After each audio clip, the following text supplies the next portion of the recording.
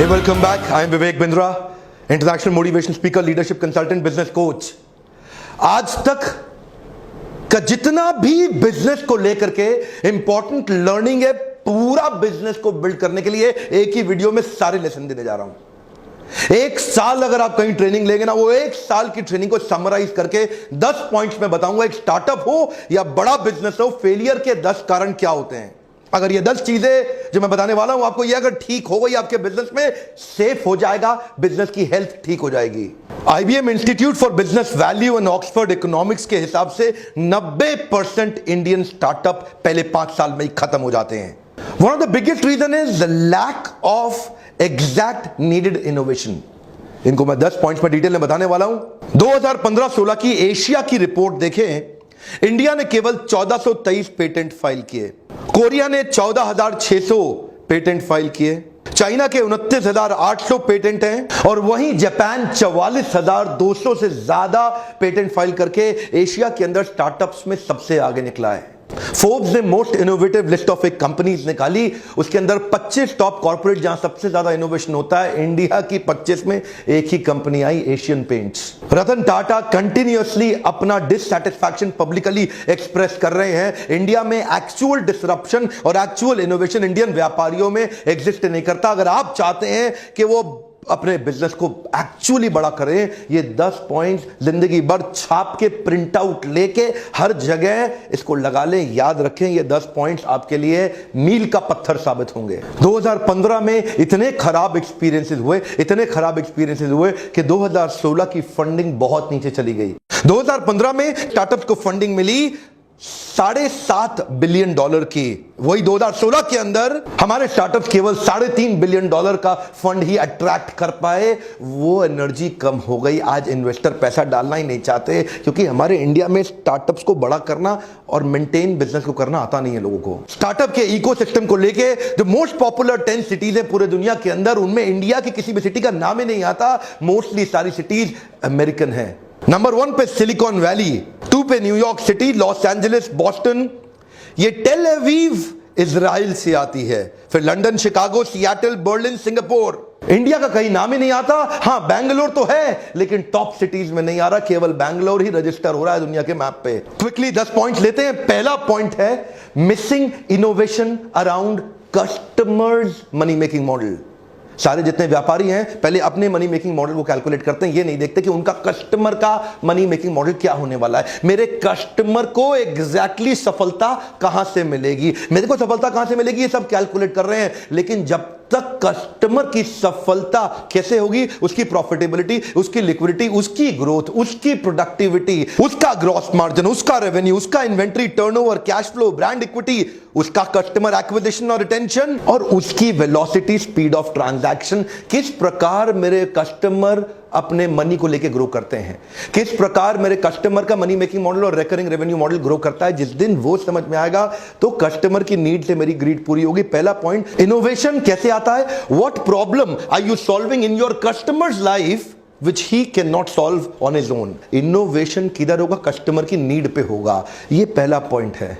और अगर हम थोड़ा बहुत नीड समझ भी लेते हैं ना कस्टमर की, इंडियन स्टार्टअप्स तो ऐसे हैं जो कॉपी मारने में बड़े तेज हैं। उबर आया, उसके अगेंस्ट ओला खड़ा कर दिया। एयरबीएनबी आया, उसके अगेंस्ट ओयो खड़ा कर दिया। अमेजॉन आया, उसके अगेंस्ट फ्लिपकार्ट खड़ा कर दिया। स्पॉटिफाई आया, उसके अगेंस्ट गाना खड़ा कर दिया। अगर कस्टमर की नीड को समझने की कोशिश भी कर रहे हैं तो वो भी सीधा सीधा अमेरिकन स्टार्टअप्स को एकदम कॉपी मारने की इंडिया में कोशिश कर रहे हैं। अपना बड़ा इनोवेशन अभी तक इंडियन स्टार्टअप ऐसा कोई भी नहीं जो पूरी दुनिया में छा चुका हो। नेक्स्ट पॉइंट है negative cash flow and negative working capital. This is one of the biggest reason एक स्टार्टअप सूख जाता है। क्या हो जाता है, सूख जाता है। उसका जो ब्लड होता है ना, जो एक ऑर्गेनाइजेशन को रन करता है, जो शरीर को चलाता है, वो खत्म हो जाता है। A cheque in hand means nothing. One more time, come on. A cheque in hand means nothing, you need cash.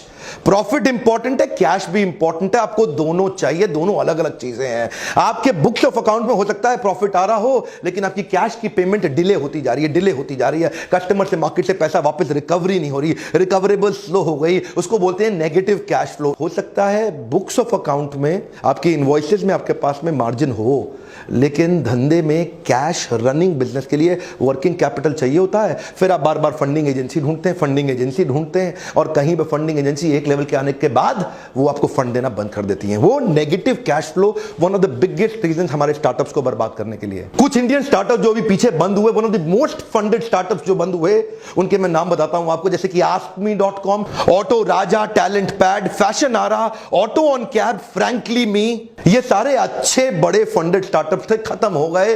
Positive cash flow बना के रखिए। जो माल बेच रहे हैं कोशिश करिए पेमेंट एडवांस में या टाइम पे ले सकें। तीसरा पॉइंट है एक्सपेंशन विद नेगेटिव मार्जिन। पिछला वाला था कैश फ्लो के बारे में, यह है मार्जिन के बारे में। अगर ग्रॉस मार्जिन ही नहीं है, बहुत सारे स्टार्टअप ने आजकल क्या सोचना शुरू किया, मार्केट को एक्वायर करो, लॉस लीडिंग स्ट्रैटेजी पकड़ो, पूरी मार्केट को एक्वायर करने के लिए सस्ते में माल बेचना शुरू कर दो, वैल्यूएशन बढ़ेगा तो बाद में बाहर से फंड लेके इसको बढ़ा लेंगे। ध्यान दीजिए, अगर शुरू से आपको ये क्लियर नहीं है ना कि आपका प्रॉफिट कहां से आएगा, बाद में मरेंगे पक्का।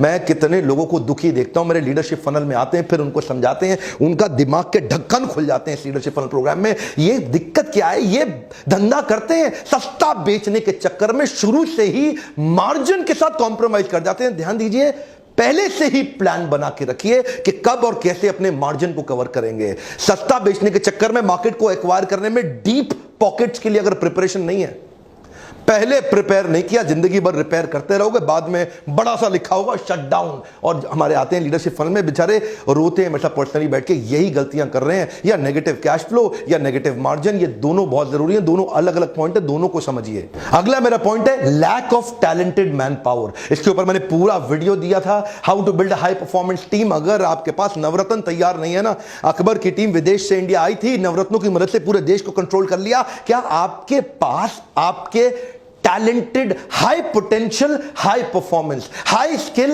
हाई विल, क्या आपने हाईली केपेबल लोगों की मैन पावर तैयार करी है? ये मेरा क्वेश्चन है आपसे। क्या आप उनकी कॉम्पिटेंसी मैपिंग, उनकी कॉम्पिटेंसी असेसमेंट कर रहे हैं? क्या आप देख रहे हैं आपके पास ऐसे लोग हैं जो आपके विजन को एग्जीक्यूट कर जाएं? क्या आपके पास ऐसे लोग हैं जो आपकी आइडिएशन को एग्जीक्यूशन में कन्वर्ट कर दें? क्या आपके पास ऐसे लोग हैं जो मोस्ट टैलेंटेड लोग हाईएस्ट एंथुसियाज्म और एनर्जी के साथ काम कर रहे हैं?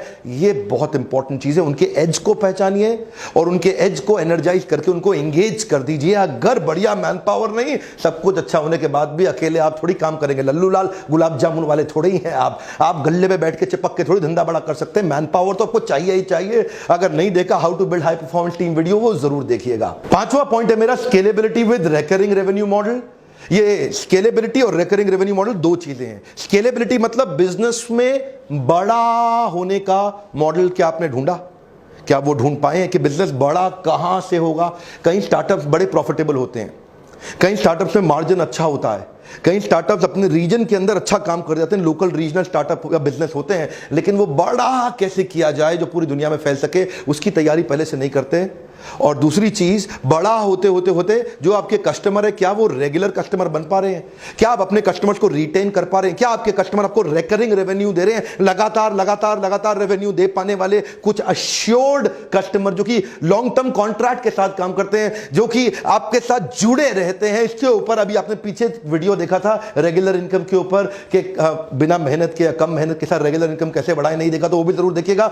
वो वीडियो पूरा डिटेल है, लेकिन यहां पे एक पॉइंट है जो बड़ा महत्वपूर्ण है कि एक तो बिजनेस बड़ा होना चाहिए और दूसरा बिजनेस में कुछ सस्टेन्ड रिटेन कस्टमर्स के लिए रिकरिंग रेवेन्यू मतलब रेगुलर इनकम वाले मेथड्स को बिल्ड करें। अगर ऐसा रहेगा तो आगे दौड़ पीछे छोड़, आगे दौड़ पीछे छोड़, इसका टेंशन नहीं रहेगा। व्यापारी यही करते हैं, नए नए कस्टमर के पीछे भागते रहते हैं, पुराने वाले पीछे छूटते रहते हैं। छठा मेरा पॉइंट है mixed marketing signal and wrong positioning. इसके ऊपर तो लीडरशिप फनल में इतने क्वेश्चन आते हैं, मेरे साथ लाइव वर्कशॉप में लोग क्वेश्चन करते हैं। प्रॉब्लम क्या है, लोगों को पता ही नहीं अपने प्रोडक्ट को मार्केट में पोजीशन कैसे करना है। वो है कौन, आपकी आइडेंटिटी है क्या, आपका परफेक्ट कस्टमर कौन है, आपका इम्परफेक्ट कस्टमर कौन है, आपका परफेक्ट प्रोडक्ट क्या है, आपका इम्परफेक्ट प्रोडक्ट क्या है। आपका प्रोडक्ट ठीक से प्लान नहीं किया गया, आपका कस्टमर का सेगमेंटेशन ठीक से प्लान नहीं किया गया। हर जगह हर एक को जाके तू भी खरीद ले, तू भी खरीद ले, हर एक को थोड़ी जाके माल बेचते हैं। आपको परफेक्ट मार्केट डेमोग्राफी और साइकोग्राफी के हिसाब से ढूंढनी है और फिर जाकर के वही प्रोडक्ट प्रेजेंट करना है।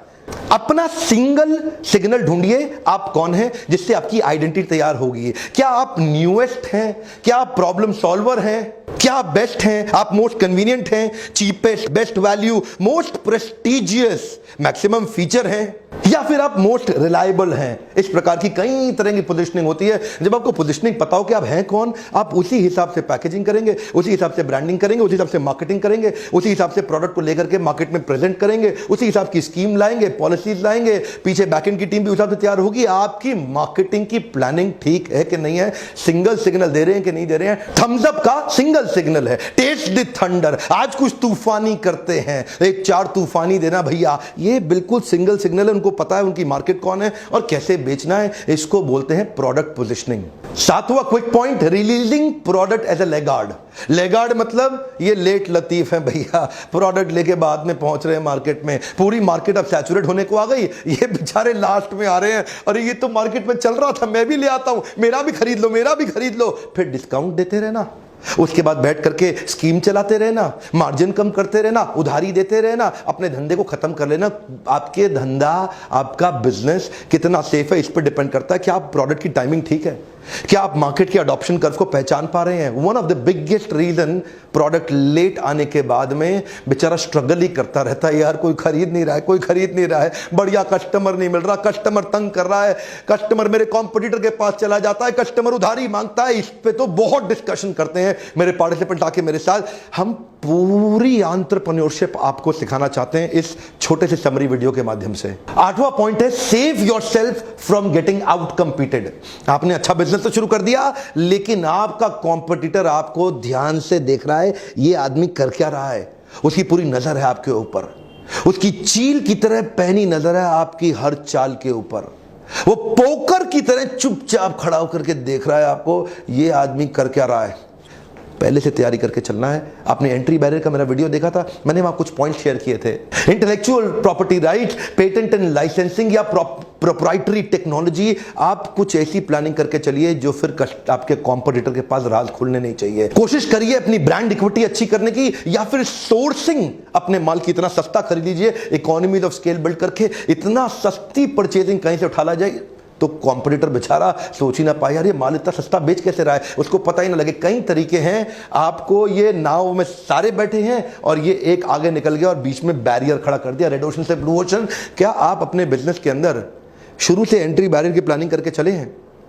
ध्यान देना, जो 10 पॉइंट बता रहा हूं ना, इनमें से किस किस में आप वीक हैं वो लास्ट में आपको प्लान करना होगा। दोबारा से वीडियो को सुनिएगा, 2 3 5 4 5 6 7 8 बार इस वीडियो को सुनिए, ताकि आप ये समझ सकें कि इन 10 में से कौन से पॉइंट्स में आप कमजोर हैं।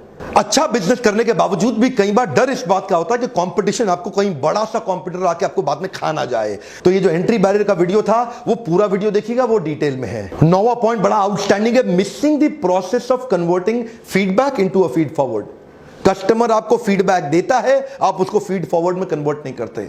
कस्टमर आपको अपने एग्जिस्टिंग प्रोडक्ट के साथ परेशानियां बताता है, आप सोचते हो यार ये डिस्काउंट मांग रहा है इसलिए कर रहा है। सिग्नल दे रहा है कस्टमर, क्या दे रहा है? Signal. Complain is a gift, catch it, come on, complain is a gift, catch it. Complain को कैच करिए, देखिए वो सिग्नल होता है।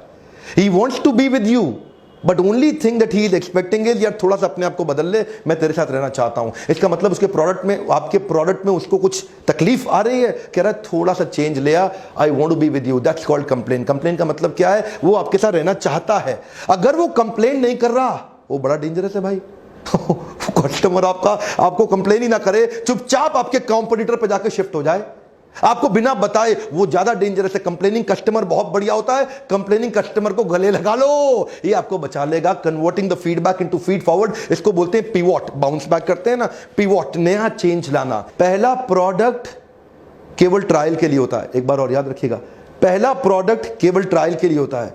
Your first product is never your final product. कई इंप्रूवमेंट साइकिल लाने पड़ते हैं, फीडबैक को फीड फॉरवर्ड में कन्वर्ट करिए, नहीं तो शुरुआत तो अच्छी हो सकती है, बाद में उड़ जाएंगे। 10वां amazing point, business model of building complete ecosystem. Business model of building complete ecosystem. ये इकोसिस्टम कैसे है, क्या मतलब होता है इसका? इसका मतलब है जीव जीवस्य जीवनम। एक जीव अपने जीवन के लिए दूसरे जीव पर निर्भर होता है, एक जीव दूसरे जीव पर निर्भर है अपने जीवन के लिए, इसको बोलते हैं जीव जीवस्य जीवनम। ये एक वेब बन जाता है बिजनेस में। आइसोलेशन में, अकेले में ना करें काम, पूरी सोसाइटी कम्युनिटी के साथ मिलकर इकोसिस्टम तैयार करें। जैसे कि फेसबुक एक इकोसिस्टम है बहुत बड़ा, अगर फेसबुक चला गया ना दुनिया से, अचानक पूरी दुनिया में तहलका हो जाएगा। जैसे कि YouTube एक बड़ा इकोसिस्टम है, इसमें कितने हजारों लाखों करोड़ों लोग इन्वॉल्व हो चुके हैं YouTube के अंदर। YouTube को बनाने और कंज्यूम करने दोनों में बहुत बड़ा इन्वॉल्वमेंट है। पेटीएम हमारे देश में आने वाला एक और बहुत बड़ा इकोसिस्टम होगा। Amazon एक बहुत बड़ा इकोसिस्टम है। गूगल का एंड्रॉइड कमाल का इकोसिस्टम है। गूगल ने एक प्लेटफॉर्म क्रिएट किया जहां पे एप्लीकेशन बनाने वाले लोग आके फ्री में एंड्रॉइड का एप्लीकेशन अपना डालते रहते हैं। बेचारे मोबाइल हैंडसेट मेकर्स के लिए मजबूरी हो गई, क्योंकि अब एंड्रॉइड का इतना बड़ा प्रेजेंस है मार्केट में, तो वो एंड्रॉइड कंपैटिबल मोबाइल ही बनाते हैं। अब वो एंड्रॉइड कंपैटिबल मोबाइल बनाते हैं तो एंड्रॉइड पे और ज्यादा एप्लीकेशन आती हैं। अब ये सबका फायदा किसको हो रहा है? गूगल को, क्योंकि उसने अकेले में काम नहीं किया, उसने दुनिया को अपने साथ जोड़ लिया। क्या आप अपने बिजनेस को अकेले में तो नहीं कर रहे? अपॉर्चुनिस्टिक मार्केट के अंदर सामने वाले को पेल दो, अकेले में मिल गया एक कस्टमर, पेल दो। कई बार ऐसा करते हैं ना लोग। ऐसा कुछ क्रिएट करिए कि दुनिया का फायदा आपकी एग्जिस्टेंस से हो रहा हो। जिस दिन आप चले गए पूरी दुनिया रुक जाए, और कम से कम दुनिया नहीं, छोटे शहर से प्लान करिए।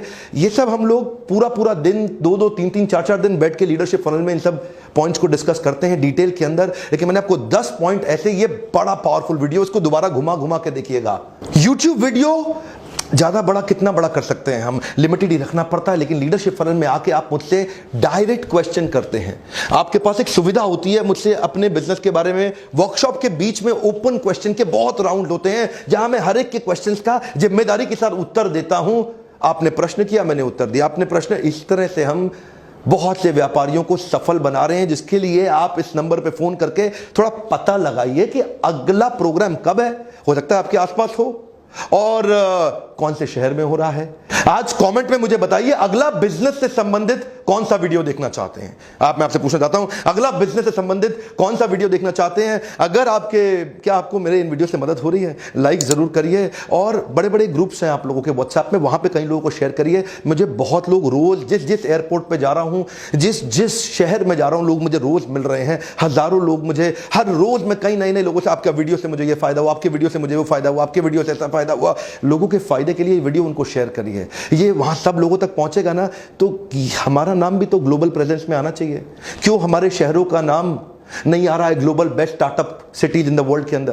क्यों हमारे देश की बड़े कॉर्पोरेट पूरे दुनिया में नहीं छा रहे हैं? वीडियोस को शेयर करिए। कई बार लोगों के दिमाग के ढक्कन खुल जाते हैं। सब्सक्राइब आपने जरूर कर लिया होगा, दोस्तों को भी कराइए, उनसे भी बेल आइकॉन हिट कराइए। ऐसे वीडियो देख